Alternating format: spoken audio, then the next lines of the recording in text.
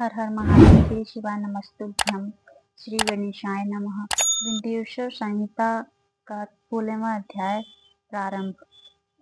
पृथ्वी आदि से निर्मित देव प्रतिमाओं के पूजन की विधि, उनके लिए नैवेद्य का विचार, पूजन के विभिन्न उपचारों का फल, विशेष मासवार तिथि एवं नक्षत्रों के योग में पूजन का विशेष फल तथा लिंग के वैज्ञानिक स्वरूप का विवेचन। कथा प्रारंभ।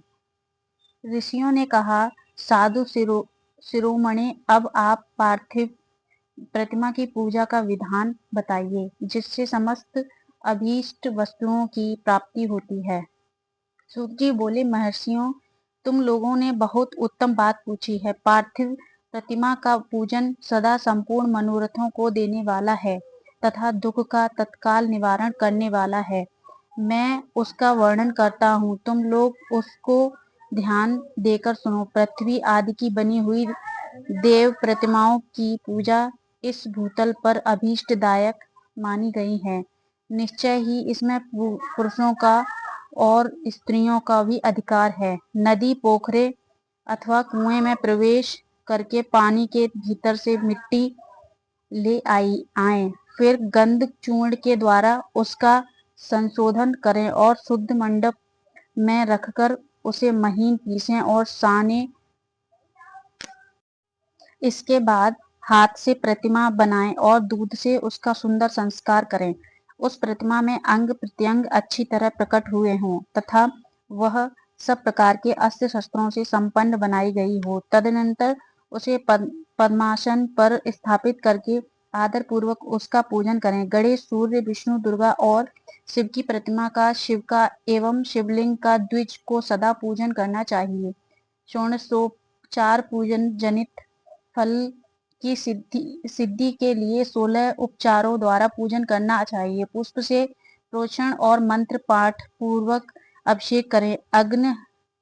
अगहनी के चावल से नैवेद्य तैयार करें। सारा नैवेद्य एक कुंडव लगभग पाव भर होना चाहिए। घर में पार्थिव पूजन के लिए एक कुंडव और बाहर किसी मनुष्य द्वारा स्थापित शिवलिंग के पूजन के लिए एक प्रस्थ शेर भर नैवेद्य तैयार करना आवश्यक है। ऐसा जानना चाहिए, देवताओं द्वारा स्थापित शिवलिंग के लिए 3 शेर नैवेद्य अर्पित करना उचित है और स्वयं प्रकट हुए स्वयंभू लिंग के लिए 5 शेर। ऐसा करने पर पूर्ण फल की प्राप्ति समझनी चाहिए। इस प्रकार सहस्त्र बार पूजा करने से द्विज सत्यलोक को प्राप्त कर लेता है। 12 अंगुल चौड़ा, इससे दूना और 1 अंगुल अधिक अर्थात 25 अंगुल लंबा तथा 15 अंगुल चौड़ा जो लोहे या लकड़ी का बना हुआ पात्र होता है, उसे विद्वान पुरुष शिव कहते हैं। उसका 8वां भाग प्रस्थ कहलाता है, जो 4 कुंडव के बराबर माना गया है। मनुष्य द्वारा स्थापित शिवलिंग के लिए 10 प्रस्थ, ऋषियों द्वारा स्थापित शिवलिंग के लिए 100 प्रस्थ और स्वयंभू शिवलिंग के लिए 1 सहस्त्र प्रस्थ निवेदन किया जाए तथा जल, तेल आदि एवं गंध द्रव्यों की भी यथा योग्य मात्रा रखी जाए, तो यह उन शिवलिंगों की महापूजा बताई जाती है। देवता का अभिषेक करने से आत्मशुद्धि होती है, गंध से पुण्य की प्राप्ति होती है, नैवेद्य लगाने से आयु बढ़ती है और तृप्ति होती है, धूप निवेदन करने से धन की प्राप्ति होती है, दीप दिखाने से ज्ञान का उदय होता है, तांबूल समर्पण करने से भोग की उपलब्धि होती है। इसलिए स्नान आदि 6 उपचारों को यत्न पूर्वक अर्पित करें। नमस्कार। और जब ये दोनों संपूर्ण अभिष्ट फल को देने वाले हैं, इसलिए भोग और मोक्ष की इच्छा रखने वाले लोगों को पूजा के अंत में सदा ही जप और नमस्कार करना चाहिए। मनुष्य को चाहिए कि वह सदा पहले मन से पूजा करके फिर उन उपचारों से करे। देवताओं की पूजा से उन देवताओं के लोकों की प्राप्ति होती है तथा उनके अवान्तर लोक में भी यथेष्ट भोग की वस्तुएं उपलब्ध होती हैं। अब मैं देव पूजा से प्राप्त होने वाले विशेष फलों का वर्णन करता हूँ। द्विजों, तुम लोग श्रद्धा पूर्वक सुनो। विंध्य विघ्न राज गणेश की पूजा से भूलोक में उत्तम अभीष्ट वस्तु की प्राप्ति होती है। शुक्रवार को श्रावण और भाद्रपद मासों के शुक्ल पक्ष की चतुर्थी को और पौष मास में शतभिषा नक्षत्र के आने पर विधि पूर्वक गणेश जी की पूजा करनी चाहिए। 100 या सहस्त्र दिनों में 100 या सहस्त्र बार पूजा करें। देवता और अग्नि में श्रद्धा रखते हुए किया जाने वाला उनका नित्य पूजन मनुष्यों को पुत्र एवं अभीष्ट वस्तु प्रदान करता है। वह समस्त पापों का शमन तथा भिन्न भिन्न दुष्कर्मों का विनाश करने वाला है। विभिन्न वारों में की हुई शिव आदि की पूजा को आत्मशुद्धि प्रदान करने वाली समझना चाहिए। वार या दिन, तिथि, नक्षत्र और योगों का आधार है, समस्त कामनाओं को देने वाला है, उसमें वृद्धि और क्षय नहीं होता, इसलिए उसे पूर्ण ब्रह्म स्वरूप मानना चाहिए। सूर्योदय काल से लेकर सूर्योदय काल आने तक एक बार की स्थिति मानी गई है, जो ब्राह्मण आदि सभी वर्णों के कर्मों का आधार है। विधि विहित तिथि के पूर्व भाग में की हुई देव पूजा मनुष्यों को पूर्ण भोग प्रदान करने वाली होती है। यदि मध्याह्न के बाद तिथि का आरंभ होता है तो रात्रि युक्त तिथि का पूर्व भाग पितरों के श्राद्धादि कर्म के लिए उत्तम बताया जाता है। ऐसी तिथि का प्रभाग ही दिन से युक्त होता है, अतः वही देव कर्म के लिए प्रशस्त माना गया है। यदि मध्याह्न काल तक तिथि रहे तो उदय व्यापिनी तिथि को ही देव कार्य में ग्रहण करना चाहिए। इसी तरह शुभ तिथि एवं नक्षत्र आदि ही देव कार्य में ग्रहण होते हैं। वार आदि का भली भांति विचार करके पूजा और जप आदि करने चाहिए। वेदों में पूजा शब्द के अर्थ की इस प्रकार योजना की गई है। पूजायते अनेन इति पूजा, यह पूजा शब्द की व्युत्पत्ति है। पूह का अर्थ है भोग और फल की सिद्धि। वह जिस कर्म से संपन्न होती है उसका नाम पूजा है। मनोवांछित वस्तु तथा ज्ञान ये ही अभिष्ट वस्तुएं हैं। सकार भाव वाले को अभिष्ट भोग अपेक्षित होता है और निष्काम भाव वाले को अर्थ पारमार्थिक ज्ञान, ये दोनों ही पूजा शब्द के अर्थ हैं। इनकी योजना करने से ही पूजा शब्द की सार्थकता है।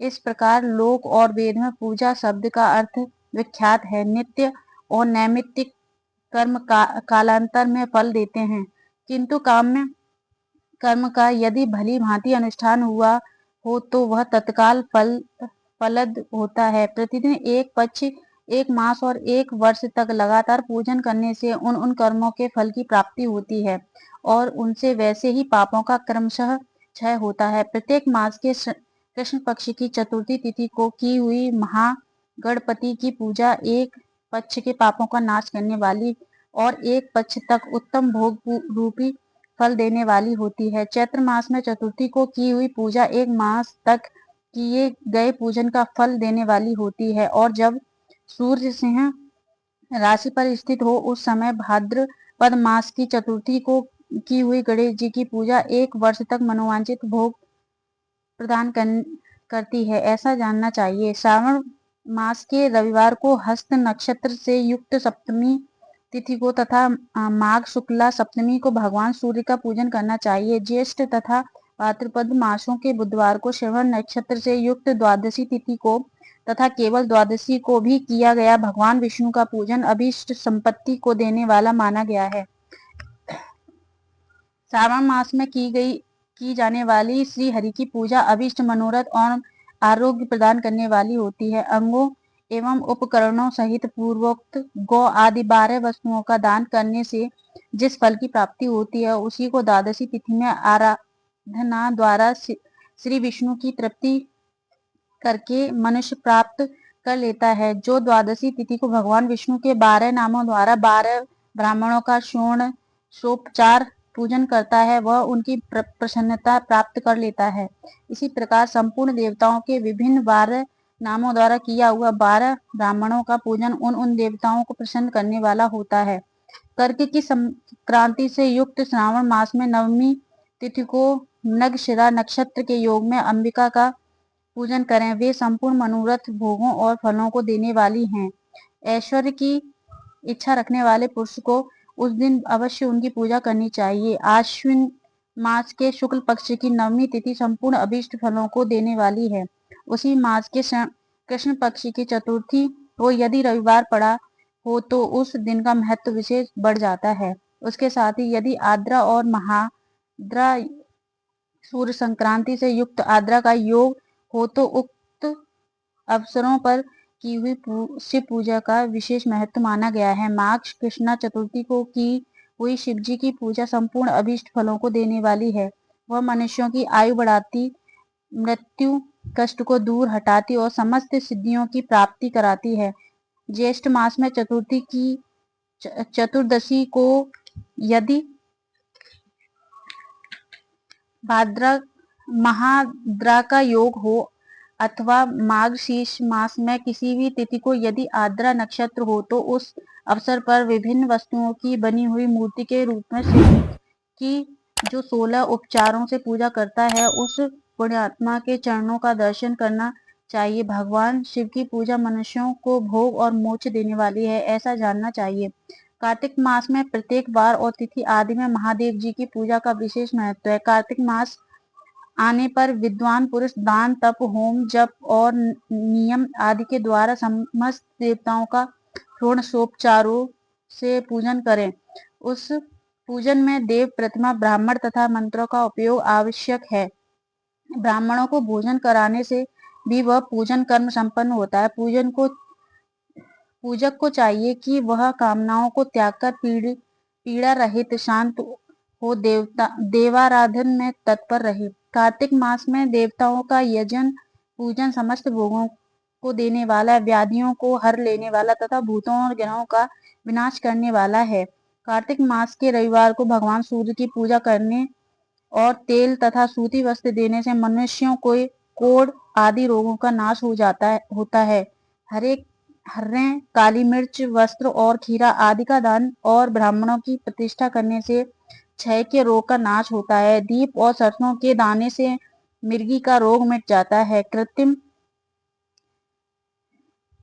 कृत्तिका नक्षत्र से युक्त सोमवारों को किया हुआ शिवजी का पूजन मनुष्यों के महान दारिद्र्य को मिटाने वाला और संपूर्ण संपत्तियों को देने वाला है। घर की आवश्यक सामग्रियों के साथ गृह और क्षेत्र आदि का दान करने से भी उक्त फल की प्राप्ति होती है। कृत्तिका युक्त मंगलवारों को श्री स्कंद का पूजन करने से तथा दीपक एवं घंटा आदि का दान देने से मनुष्यों को शीघ्र ही वाक सिद्धि प्राप्त हो जाती है।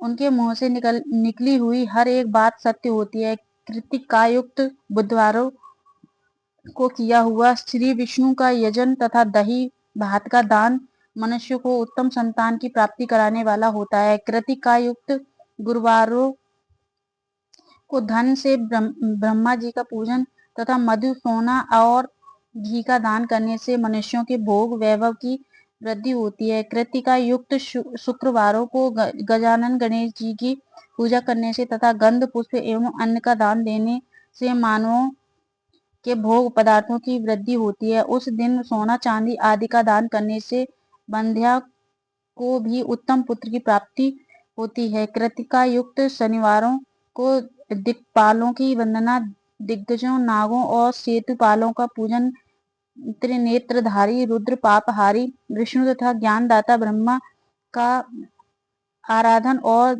धन्वंतरी एवं दोनों अश्विनी कुमारों का पूजन करने से रोग, दुर्मृत्यु एवं अकाल मृत्यु का निवारण होता है तथा तात्कालिक व्याधियों की शांति हो जाती है। नमक, लोहा, तेल और उड़द आदि का त्रिकुण, सौंठ, पीपल और गोल मिर्च, फल, गंध और जल आदि का तथा घृत आदि द्रव्य पदार्थों का और स्वर्ण, मोती आदि कठोर वस्तुओं का भी दान देने से स्वर्गलोक की प्राप्ति होती है। इसमें से नमक आदि का मान कम से कम 1 प्रस्थ सेर होना चाहिए और स्वर्ण आदि का मान कम से कम 1 पल। धन की संक्रांति से युक्त पौष मास में उस काल में शिव आदि समस्त देवताओं का पूजन क्रमशः समस्त सिद्धियों की प्राप्ति कराने वाला होता है। इस पूजन में अग्नि के चावल से तैयार किए गए हवि मत्स्य का नैवेद्य उत्तम बताया जाता है। पौष मास में नाना प्रकार के अन्न का नैवेद्य विशेष महत्व रखता है। मार्गशीर्ष मास में केवल अन्न का दान करने वाले मनुष्यों को ही संपूर्ण अभीष्ट फलों की प्राप्ति हो जाती है। मार्गशीर्ष मास में अन्न का दान करने वाले मनुष्य के सारे पाप नष्ट हो जाते हैं। वह अभीष्ट सिद्धि, आरोग्य, धर्म, वेद का सम्यक ज्ञान, उत्तम अनुष्ठान का फल, यह लोक और परलोक में महान भोग, अंत में सनातन योग्य मोक्ष तथा वेदांत ज्ञान की सिद्धि प्राप्त कर लेता है। जो भोग की इच्छा रखने वाला वह मनुष्य मार्गशीर्ष मास आने पर कम से कम 3 दिन भी उषा काल में अवश्य देवताओं का पूजन करे और पौष मास को पूजन से खाली न जाने दे। उषा काल से लेकर संगम काल तक ही पौष मास में पूजन का विशेष महत्व बताया गया है। पौष मास में पूरे महीने भर जितेंद्रिय और निराहार रहकर द्विज प्रातः काल से मध्याह्न काल तक वेद माता गायत्री का जप करे। तत्पश्चात रात को सोने के समय तक पंचाक्षर आदि मंत्रों का जप करे। ऐसा करने वाला ब्राह्मण ज्ञान पाकर शरीर छूटने के बाद मोक्ष प्राप्त कर लेता है। द्विजेतर नर नारियों को त्रिकाल स्नान और पंचाक्षर मंत्र के ही निरंतर जप से विशुद्ध ज्ञान प्राप्त हो जाता है। इष्ट मंत्रों का सदा जप करने से बड़े पापों का भी नाश हो जाता है। सारा चराचर जगत बिंदु नाद स्वरूप है। बिंदु शक्ति है और नाद शिव। इस तरह यह जगत शिव शक्ति स्वरूप ही है। नाद बिंदु का और बिंदु इस जगत का आधार है।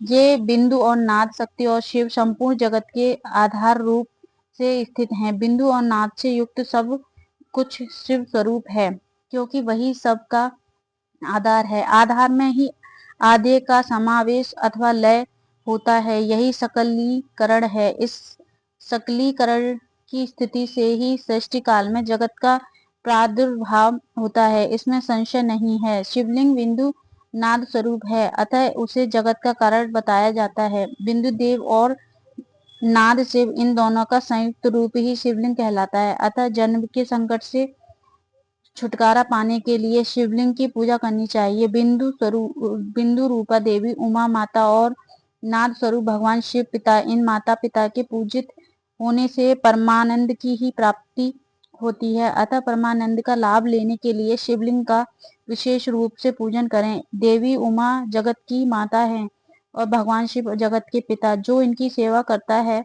उस पुत्र पर इन दोनों माता पिता की कृपा नित्य अधिक बढ़ती रहती है। वे पूजक पर कृपा करके उसे अपना आंतरिक ऐश्वर्य प्रदान करते हैं। अतः मुनीश्वरों आंतरिक आनंद की प्राप्ति के लिए शिवलिंग को माता पिता का स्वरूप मानकर उसकी पूजा करनी चाहिए। भर्ग शिव पुरुष रूप है और भर्गा शिवा अथवा शक्ति प्रकृति कहलाती है। अव्यक्त आंतरिक अधिष्ठान रूप गर्भ को पुरुष कहते हैं और व्यक्त आंतरिक अधिष्ठान भूत गर्भ को प्रकृति पुरुष आदि गर्भ है। वह प्रकृति रूप गर्भ से युक्त होने के कारण गर्भवान है, क्योंकि वही प्रकृति का जनक है। प्रकृति में जो पुरुष का संयोग होता है यही पुरुष से उसका प्रथम जन्म कहलाता है। अव्यक्त प्रकृति से महत्वाधिक क्रम से जो जगत का व्यक्त होना है और यही उस प्रकृति का द्वितीय जन्म कहलाता है। जीव पुरुष से ही बारंबार जन्म और मृत्यु को प्राप्त होता है। माया द्वारा अन्य रूप से प्रकट किया जाना ही उसका जन्म कहलाता है। जीव का शरीर जन्म काल से ही जीर्ण छह भाव विकारों से युक्त होने लगता है, इसलिए उसे जीव संज्ञा दी गई है। जो जन्म लेता और विविध पाशों द्वारा तनाव बंधन में पड़ता है उसका नाम जीव है। जन्म और बंधन जीव शब्द का अर्थ है। अतः जन्म मृत्यु रूपी बंधन की निवृत्ति के लिए जन्म के अधिष्ठान भूत मात्र पितृ स्वरूप शिवलिंग का पूजन करना चाहिए। गाय का दूध, गाय का दही और गाय का घी, इन तीनों को पूजन के लिए शहद और शक्कर के साथ पृथक पृथक भी रखें और इन सबको मिलाकर सम्मिलित रूप से पंचामृत तैयार कर लें। इसके द्वारा शिवलिंग का अभिषेक एवं स्नान कराएं। फिर गाय के दूध और अन्न के मेल से नैवेद्य तैयार करके प्रणव मंत्र के उच्चारण पूर्व उसे भगवान शिव को अर्पित करें। संपूर्ण प्रणव को ध्वनिलिंग कहते हैं। स्वयंभू लिंग नाद स्वरूप होने के कारण नालिन कहा गया है। यंत्र या अर्घा बिंदु स्वरूप होने के कारण बिंदु लिंग के रूप में विख्यात है। उसमें अचल रूप से प्रतिष्ठित जो शिवलिंग है वह मकार स्वरूप है, इसलिए मकार लिंग कहलाता है। सवारी निकालने आदि के लिए जो चर लिंग होता है वह उकार स्वरूप होने से उकार लिंग कहा गया है तथा पूजा की दीक्षा देने वाले जो गुरु या आचार्य हैं उनका विग्रह आकार का प्रतीक होने से आकार लिंग माना गया है। इस प्रकार आकार, उकार, मकार, बिंदु, नाद और ध्वनि के रूप में लिंग के 6 भेद हैं। इन 6 लिंगों की नित्य पूजा करने से साधक जीवन मुक्त हो जाता है, इसमें संशय नहीं है। अध्याय 16 समाप्त। अगर मेरा ये वीडियो आप लोगों को पसंद आया हो तो प्लीज़ मेरे चैनल को सब्सक्राइब करना, मेरे वीडियो को लाइक करना। Thank you for watching. Thank you so much.